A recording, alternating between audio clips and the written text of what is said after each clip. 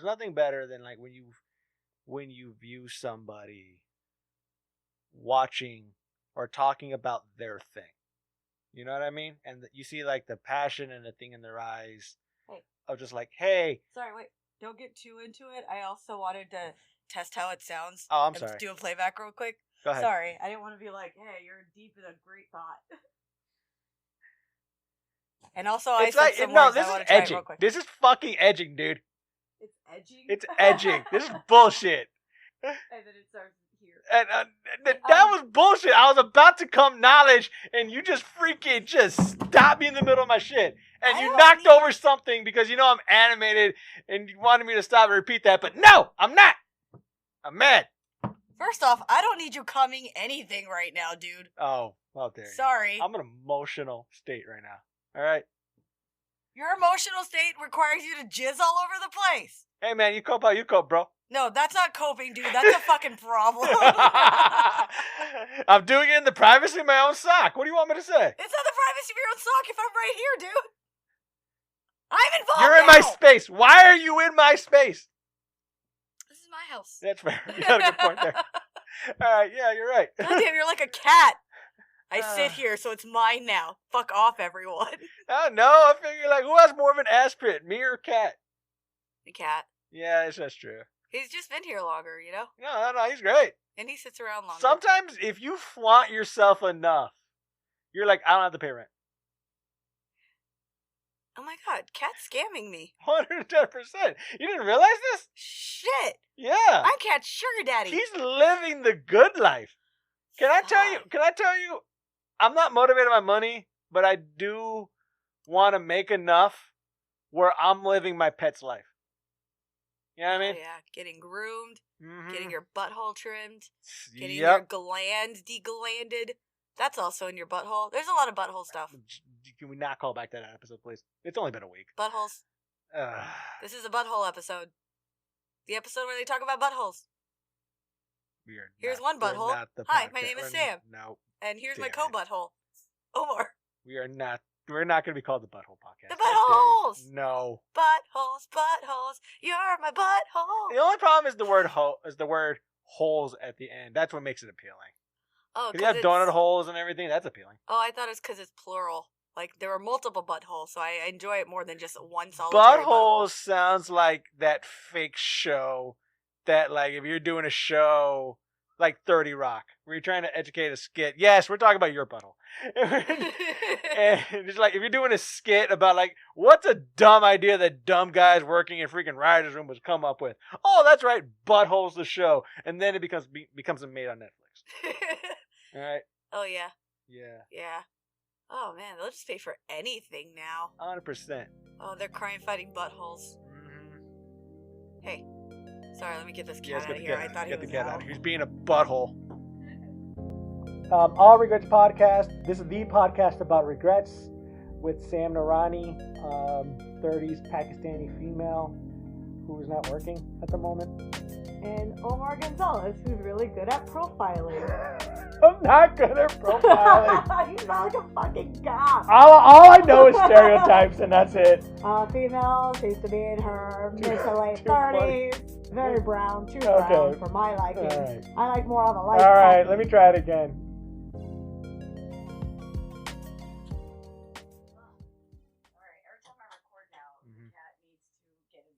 Well, of course, he's a drama queen. Dude, no, I feel like he's the star of the show, and he knows it. That's what pisses me off. I feel like I'm Ricky, and he's Lucy, and I'm like constantly going. Oh wow! No, Lucy, you cannot be in the show. But Ricky, I want you. Wah! And that's a cat. That's a relationship. That was comedy back then. Ah, that was innovative, progressive comedy back then. It was crazy though. I mean, like I was like a biracial couple in that day and age. I know, but they did have the one thing that I kind of enjoyed from the 50s that I kind of hope that we kept, and that was separate beds.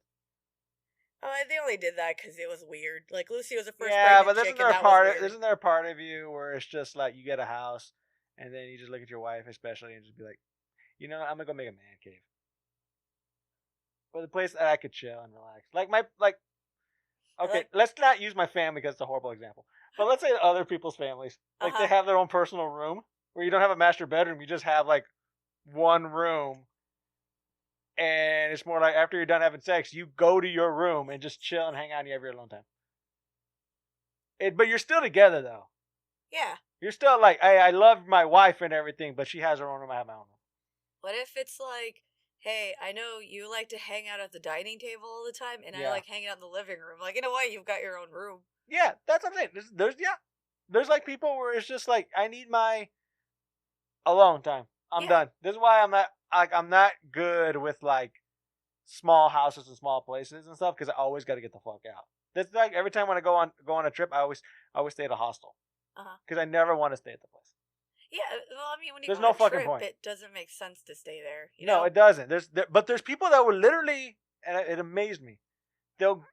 I saw this in Chicago when I went to Chicago, where it's just like they stayed at the hostel and they hung around there, and I'm just like, every time I come there, they're there, and it's like, wait a minute, did you leave?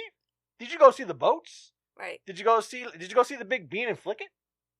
Did you flick the Big Bean? Yeah, but you're assuming that's like the first and only time. Maybe they're like, yeah, we come to Chicago all the fucking time, and now we know what we're up to. Okay, but even saying that, if that's the case, shouldn't you be staying at a friend's house? I don't make friends. Fuck friends. No, okay. If you hang around a place long enough, eventually you're gonna know somebody. Like, if you go to Chicago all the time, there's always that friend in Chicago. Like let's put it this way: I don't normally talk about like, the Austin comedy scene and stuff like that and everything. But like when I went to Chicago, the first person I saw, I made myself an effort to be like, I'm gonna make a Bob Keane. I'm gonna find Bob Keane. Oh yeah. I'm gonna hang out with my friend Bob Keane. But that's even for a little bit, even if it's just to say hi, and that's about it. But that's like you didn't make an effort. You're like, hey, you and I know each other from Austin. Yeah. But now that I'm going to where you moved to, I'm going to be like, hey, Austin guy. That's not really going outside your comfort zone. You know what I mean? Oh, okay. That's like, actually a good thing, because you're right. Because I could contact the guy anytime. Yeah, because you know him. Yeah. Hey, I'm coming into town. Let's say you move there. Okay. And you don't know anybody. Or you have to go there for work for like a week and you don't know anybody. Right. Would you make an effort to be like, oh, hey, what's up? Let's say you go to Chicago once a year for the last 20 years. Mm-hmm. Would you make an effort? Like, maybe you'll make friends with the staff somewhere because you stay at that hotel all the time. But, like, that's But the problem is, you're thinking about that perspective as someone who's a tourist and everything. You're not thinking of it in a perspective of, like, wait a minute, I'm going to come here because my purpose first of the trip was to go with my wrestling buddy Sean, to go watch AEW pay-per-view All Out. Right. Like, that was our first mission. We were going to go there. We got there on a Friday night. We were going to be like, hey, we have this ticket to this arena on Saturday, but hey, on Friday, let's go watch a bunch of guys just hit each other with light tubes. And it's like, all right, cool. And I went with him. I'd never been to like a blood sport, like hardcore type of match type of shit before. Yeah. And I'm like, I want to see what this environment is. You can't do that at home. It's a pig shit. I'm telling you this right now. Everything smells. Nobody showers. It fucking sucks. And it was awesome. It's hardcore. You're going to see stuff that's supposed to be on the inside on the outside. And everyone loves this guy named Nick Gage or something like that. That's his fucking name, Nick Gage. And he's like the king of hardcore fucking style, because he has that face of like a guy who you can know, like, oh, that guy could take a light tube to the head. You don't give a shit. Is he any way parallel to Nick Cage? Like, is he a Nick Cage of wrestling somehow?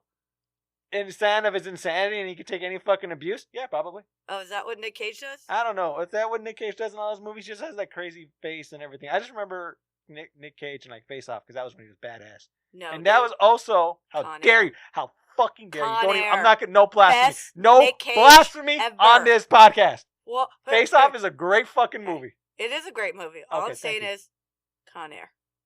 Oh, you got a point. That's the best Nick Cage. You got a point there. Put the old boy. Hey, Sam, remember all that shit? Hey, hold on a second. Hey, Sam, remember weeks ago when I talked about that shit about you, man? I'm sorry about that, dude. Yeah, that's fine. I get it. Yeah, that's like, that was weeks ago. Don't even think about it. Right. You don't even think about it. I don't even think about it. Right. That's how forgiveness works, people. Because. Get over your shit. Yeah. And now that Omar knows he was wrong, he has to live with the fact that he was such a bitch a few weeks ago. Oh, wow. I know. I'm such a pussy. Fuck. You need some stations. I don't stick to my grounds or nothing like that. I'm just more like, okay, cool. No, dude, I'm just saying, you still got what you want out of the deal. Like, you had some shit, but now you get to feel bad. Yeah. Ha. I would. Yeah, your Twitter. Sometimes regret works your for Twitter. my Let's benefit. move on. All right. Go cool. Thanks. You just canceled me. Thank you.